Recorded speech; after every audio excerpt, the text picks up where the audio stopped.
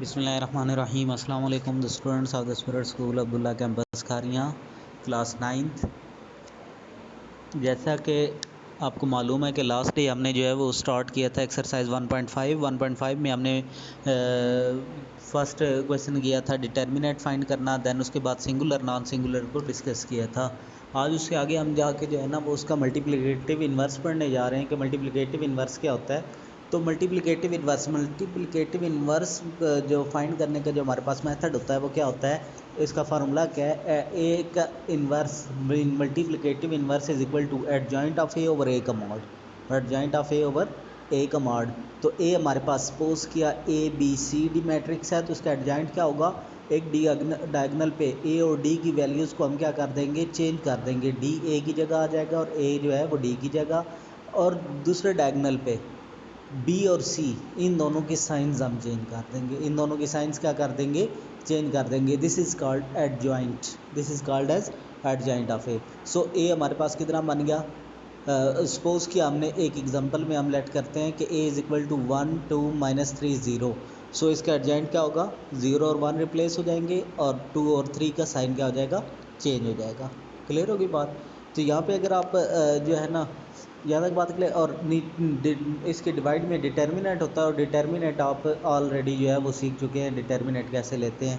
सो अगर आप ये देखें तो आपके पास क्वेश्चन नंबर 3 में वो क्या लिख रहा है कि find the multiplicative inverse if exist. अच्छा, इसमें एक बात ये याद रखनी है कि अगर डिटर्मिनेंट ज़ीरो हो गया, मीन कोई भी मैट्रिक सिंगुलर होगा, तो उसका इन्वर्स एग्जिस्ट नहीं करेगा, उसका मल्टीप्लिकेटिव इन्वर्स एग्जिस्ट नहीं करेगा। सो इसमें हमारे पास फर्स्ट क्वेश्चन क्या है, 1 3 2 0।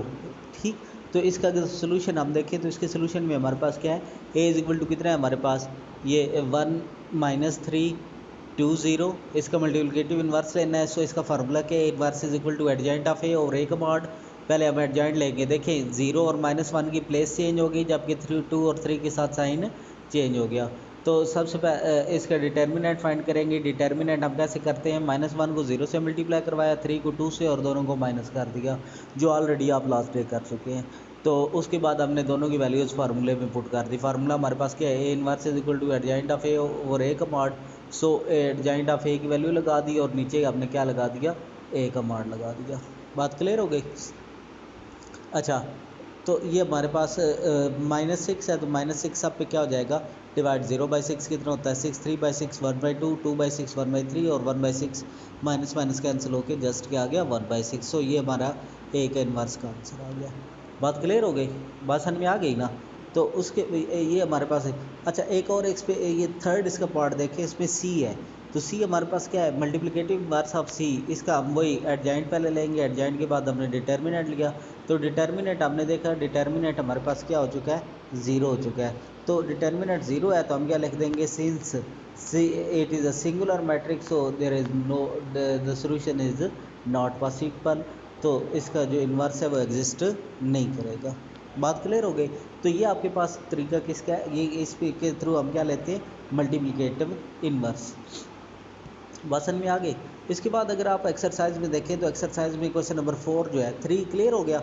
4 में कह रहा है कि ए भी उसने दिया है, वो कह रहा है कि फाइंड कर, तो आप शो ये करें कि A into adjoint of A, adjoint of A निकालना सीख लिया ना, ए भी निकालना में आता है। ए और एडजॉइंट ऑफ ए को मल्टीप्लाई करेंगे, शुड भी इक्वल टू, अभी एडजॉइंट ऑफ ए पहले रखें, ए को बाद में रखें, ये दोनों भी क्या होने चाहिए, इक्वल। और this should be equal to determinant of A of into I. I matrix कौन सा होता है, आइडेंटिटी, विच वन इज 1 0 0 1।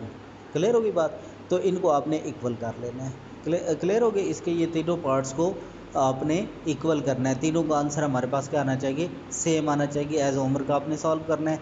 उसके बाद ये इसका ये सेकंड पार्ट जो है ये है, B into B inverse is equal to I is equal to B inverse into B. B inverse like this one, ये जिस तरह मल्टीप्लिकेटिव इनवर्स हमने लिया है वैसे ही हमने इसका क्या ले लेना है, इन्वर्स ले लेना है।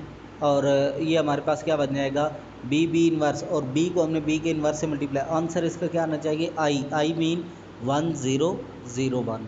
और फिर हमने बी इन्वर्स को पहले रख के बी से मल्टीप्लाई करवाना है, इसका आंसर भी क्या आना चाहिए, आई। ये भी आपने होमवर्क में सॉल्व करना है। उसके बाद क्वेश्चन नंबर 5 है, determine whether the matrices are multiplicative inverse of each other, कि ये मल्टीप्लिकेटिव इन्वर्स हैं या नहीं है, ये चीज़ हमने चेक करनी है। ये चीज़ चेक करने के लिए हम क्या करेंगे, हम इसका मल्टीप्लिकेटिव इन्वर्स दोनों को मल्टीप्लाई करके चेक करेंगे। दोनों को अब क्या करेंगे, ये देखिए इसको हमने ए लेट कर लिया, इसको हमने बी लेट कर लिया, दोनों को मल्टीप्लाई कराया, दोनों को मल्टीप्लाई, अगर आंसर हमारे पास आई आ गया, अगर आंसर क्या आ गया, आई आ गया, तो फिर ये हमारे पास क्या होगा, मल्टीप्लिकेटिव इन्वर्स होगा। ठीक है, तो यहाँ पे देखिए हमने मल्टीप्लाई करवा के आंसर हमारे पास क्या आ गया, आइडेंटिटी आ गया ना, आई आ गया। सो ये हमारे पास मल्टीप्लिकेटिव इन्वर्स है। बात क्लियर हो गई। अच्छा, उसके बाद आगे हमारे पास जो है वो क्वेश्चन जो इसके बाद है वो कह रहा है ए बी डी उसने दे दिया, वेरीफाई करें ए बी का whole inverse is equal to A B inverse A inverse.